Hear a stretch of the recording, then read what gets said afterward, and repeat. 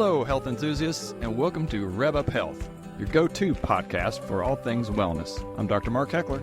And I'm Tandi Hechler. Together, we're here to fuel your health journey with the best of functional medicine and holistic well-being. Each episode will dive deep into topics that matter to your health, bringing you the latest insights, research, and inspiring stories. So whether you're on a quest for vibrant health or just looking for daily health tips, we've got you covered. So let's embark on this journey together and transform the way you live. Hello, and welcome to the Rev Up Health podcast. Today on the podcast, we are going to be talking about what being on a health journey looks like if you and your partner don't have the same goals. Mm-hmm. Right. Because somebody may be very interested and very motivated to, take care of their health. And then we have the other partner or other family members that just don't have that interest or motivation like yourself. What do they do? They could be interested in other things. So, right. There's a couple different takes on this. And so we just want to kind of talk through that. And I think, Mark, you had a really good analogy of what a good thing to follow. So, but yeah, basically you can think of it as put your own mask on first. You go on airlines and they tell you if you have children to put your own mask on first and then take care of the one beside you. So that's kind of what you have to do when you're talking about your health, because you're the only one that's going to do it. You can't rely upon somebody else to put your mask on. So you're the one that's got to take care of your health. And then you can just hope that if this other people have an interest, well, they'll maybe follow suit. But I think, motivating yourself is obviously the first line of defense in improving your health and quality of life. Absolutely. And I think communication is going to be huge. I think we oftentimes get in a habit of not really communicating our needs to our partners and families. Right. I mean, it's going to have to be an ongoing communication. When you make this decision to consciously take care of yourself and your own health, well, you need to let others know that this is what your plan is. Yes. Now, that doesn't mean they need to, or maybe that they don't want to. They may not they may have an interest in it. But right now, at this point in time, where you stand, where your feet stand is where you are. And so you need to just basically communicate that this is what I want to do. And I hope that you're going to support me. And support is a big issue. It's a two-way street. Yes. And you may find that even though your partner or your family is supportive of you, you may need additional support outside of that. So support with a coach potentially, or a running club. A nurse coach like yourself, a nurse coach. So sure. That's what we do at Revelation Health and Wellbeing too. Tandi does nurse coaching. So it's certainly something that, you don't have to do it alone. I mean, some folks like to do those things alone. I'm very well motivated myself to do things by myself. I don't typically run in groups. I like to run alone. But there are some individuals that just need that motivation and that communication and social interaction, and it motivates them. It gives them a reason to get out of bed in the morning, or a reason to go to the gym in the evening or the morning. So that support is very critical. And I have always been one that does a lot better in a group fitness, somewhere that I'm going and there's other people. And so that has always been easier for me. And I know that. So, and I support you in that. It doesn't mean that I want to do it, obviously, but sure. But I certainly support you in doing that because I know that motivates you. Yeah. So communication, finding the support. But the support, it may be like we said, just, finding a running club or joining a gym or a membership, but something that kind of keeps you going, I think is a really good idea. Yeah. So exercise is only one piece of the health journey. It could be too that maybe your partner is interested in running a marathon and you are not. Right. And so it's finding common ground, ways that you could potentially work out together or kind of side by side. Right. So frequently we will go and you'll run and I'll walk and we'll kind of, come back together. I'll run out and come back, or run around and come back. So, but we still at least do the activity that we enjoy. Because if you don't enjoy it, then you're not going to have that motivation to do that. And consistency is the key. Yeah. Consistency of any exercise is the key. But yes, if there's situations where, maybe, for instance, we both maybe can agree that, okay, let's try to do something on a level playing field. So maybe we bike or we hike a lot. Yeah. So it does take, the other piece is it takes some experimentation, right, to, try new things and see if there's another thing that you could potentially do together that, would get you both out there doing something together. Yeah. And let's just say, okay, let's put that out there that you both like running, but one of you is a lot faster than the other. Well, you can do that. You can be creative. But the other option, what I used to do with you is actually I would just take a couple of small weights, and that would add a lot more physical activity for me. I couldn't go as fast, but that was just right for your speed. So yes. And that was when we were climbing, training for the 29029. Right. And we were doing the stadium stairs and climbing, and we could still do it together. Yeah. Good for me because I get extra benefit. But also you can think of it even something as simple as hiking, or what we call rucking, where you have the weighted vests, for instance. So, maybe if we're both going to go out to do the rucking, that, I have a heavier vest than you do, or maybe something like that kind of evens the playing field. Will make it a little bit more enjoyable for both parties. Yeah, absolutely. So then kind of looking at the next thing on the list would be nutrition. So how do you handle nutrition when you are trying to eat healthier, right, more clean foods, maybe less, depending on if you're trying an intermittent fasting or something like that? I think one of the hardest things that you and I have is I try not to snack close to bedtime, and you often like to snack. I have a hard time with later in the night.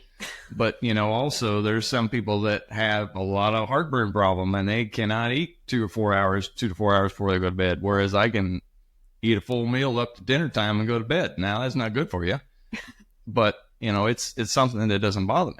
Right. And then also, that also with the nutrition comes the fact that, you like to eat, I like to eat early. We both like to eat early, but there are sometimes at the end of the day, I like to get a run in before dinner so that I can have a good run. If I'm running on full stomach, I can do it, but I just don't get a good quality run in. So, but I know that we need to, to eat earlier. And so it makes it a little difficult sometimes. Yeah, it does. And the other thing, a lot of the things for all these different areas of your health that you may be trying to improve and change, this is going to come in line, but trying new things, experimenting with different types of foods and different sauces and things like that, Right. Create a little variety. Right. Spice it up. Find ways to, find a happy medium or a compromise. It may be that, there are still pizza nights, which we have pizza a lot, sure, but, we try to have gluten-free crust or cauliflower crust or, right, looking for ways to a lot more veggies in there. Make your nutrition. And this is huge even for families because, a lot of times, you're living in the same house with people who don't really care to eat the same way you do. And, you're not going to cook more than one meal. And how do you bring that together? Happy? Yeah. So it may be just having some additional sides that. Right. You're cooking a few more, right. Cook a few more things that, okay, well, I don't like mushrooms or I don't like onions or, I don't like, whatever it is. So that way you can have a little more variety. Yeah. So that's I can't think of any other tips or tricks on the nutrition. But really trying to, there's a lot of lot of details that we talk about in other podcasts about nutrition and how do you support your exercise routine and daily life. But certainly, trying to create those perfect meals is not an easy situation for folks, especially if you have kids. It's different when there's just you and I, but when we are throwing any children into the mix, it really kind of makes it a lot difficult. So not all adults like to eat chicken nuggets and French fries all the time. So. Another thing that can sometimes be challenging is sleep when you're trying to improve your health and, right. You're getting more sleep. It makes a big difference when you and your partner aren't going to bed at the same time. Not that you always have to, but, right. Depending on your circumstances, if you have a house that has a close living room and a bedroom and your partner's up and, watching TV later and you're trying to get to sleep, I think this is another thing where you're communicating what you need and what your goals are. Right. Just knowing that you have to have an agreement that we have to get 7-8 hours of sleep. I mean, it's just really imperative to do that. I mean, that's how the body heals and repairs. And if you're not able to get those hours of sleep, well, you've got to do something. Someone's got to get to bed earlier. Somebody's got to, stay up late, get up later or earlier. It just depends on how you need to do it. So, but also another thing that plays into sleep patterns is your work schedules. Some people may work nights or, later towards the evening, and other ones have to get up real early. I've got a lot of friends that their spouse or significant partner other has to get up at 3 a.m. So that means they got to get to bed really early, and it makes it tough. Yeah, I think the getting up early is another, some people like to get their exercise in the morning before work, and just being mindful of how those things are affecting your household. Right. So, but, sleep is a very important aspect. And I know that obviously when we travel, we have a lot of trouble getting our inappropriate sleep. So, but I think the communication is just the important part of the whole thing, that, this is the reason why I'm having to get the sleep. This is the reason why I'm having to do the nutrition or, et cetera, et cetera. So it just, that communication continues to come back around. Yeah. And the other piece that I think will come is just remembering that as you're taking care of yourself and you're doing these things to help, all of these different parts of your health, is as you start to feel better, it's very possible that the people around you are going to be like, oh, that's pretty interesting.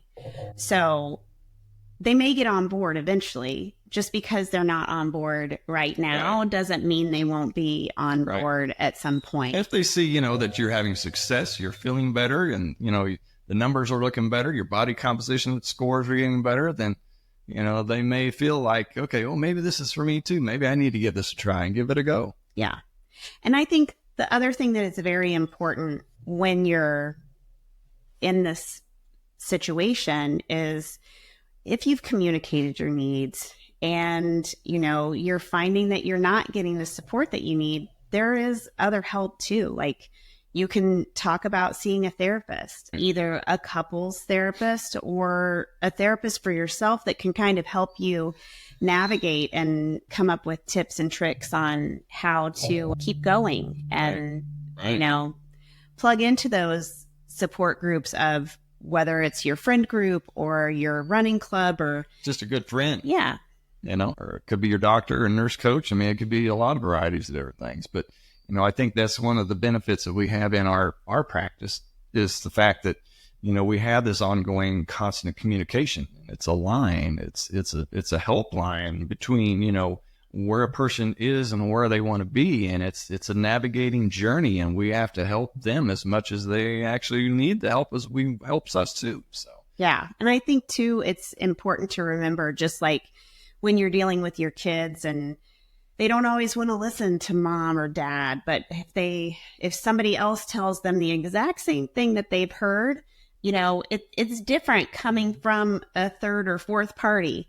And that's the same for for the situation with your partner or other family members too. So, and I've noticed too, at some of the races, we'll see it may not be that both partners have a similar interest in performing that race.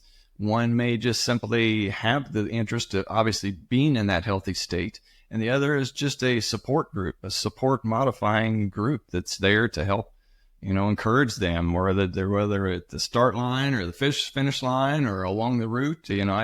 I love seeing family when I'm out running these races, seeing family on the sidelines helping, assisting their family members. It's great. I mean, I get a kick out of it. So it's motivating for me, and they're not even related to me. Yeah. And that is another great way if you're interested in races, which we are. So that's one of the reasons why we talk about it. But, we've used that as a way to travel and get to see new places. And so it gives us a common interest. Whether it's, we've done races lots of different ways. So we've done races where we each go and we run our own race. We've done races where we go and we run the same race, and one of us is like running ahead and one of us is going slower.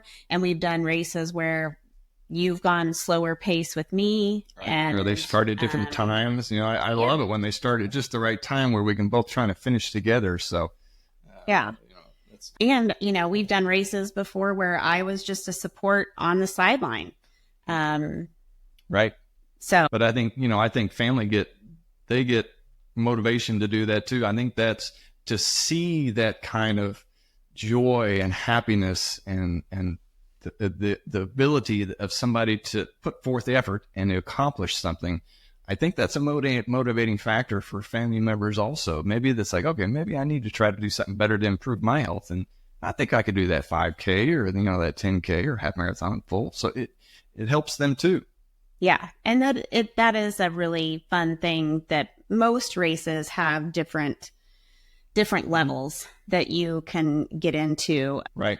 I remember the first triathlon that I did, they had a kids triathlon that you could do and a little fun run. And so that was really fun for the girls to do as I was doing that triathlon. And, yeah. It's fun to see that too. Yeah. So. But yeah, family support's really important. And, I think that's certainly something that is really overlooked. And, you may not have that family support. So it may also be, you may be single or, independent, and you travel and you're doing it alone, and it's hard to be motivated in those situations. So, yeah, but there is always support out there, and a lot of, you just have to look for it and ask for it and communicate those things. I mean, I have even known people at work who start a health journey and have to let their coworkers know, like, hey, this is what I'm doing. Like, I'm not planning on partaking in the potluck lunch because, I'm eating my healthy things. Right. And then those coworkers see that. It's like, well, maybe I don't need to do that today. Or, so for instance, I know in my work environment, we got an event coming up where just about everybody in the office in the surgical center or clinic side are going to enter a race. And, we want to keep it simple, but it's more about just having fun, doing the team building and camaraderie. So that's also another good social interaction and motivator. Yep, absolutely. So I hope you got some good tips, tricks. If you have questions, if you need support, reach out, because that's what we're here for. That's what we do. That's what we're here for. And there's a lot of practices and functional integrative medicine practices other than ours that do this. So I think that's a good place to start. And I think that if you kind of stick with it and be consistent, I think you're going to find out your health journey is going to be a little bit easier in that respect. So once you get moving in it, it's hard to not do it every day. It gets to be addictive. So. All right. Well, thanks so much for joining. Have a great, healthy day.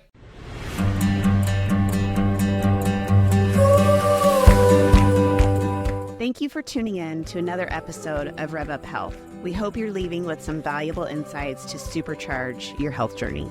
Don't forget to follow or subscribe to Rev Up Health wherever you listen to your podcasts. And if you enjoyed today's episode, please leave us a rating and review. Have a topic you want us to explore? Reach out to us on social media channels. We love hearing from our wellness community. Until next time, keep thriving, and remember, your journey to health is a journey to a better you. Stay well, and we'll connect with you again soon. This is Tandi. And this is Dr. Mark, signing off from Rev Up Health. Take care.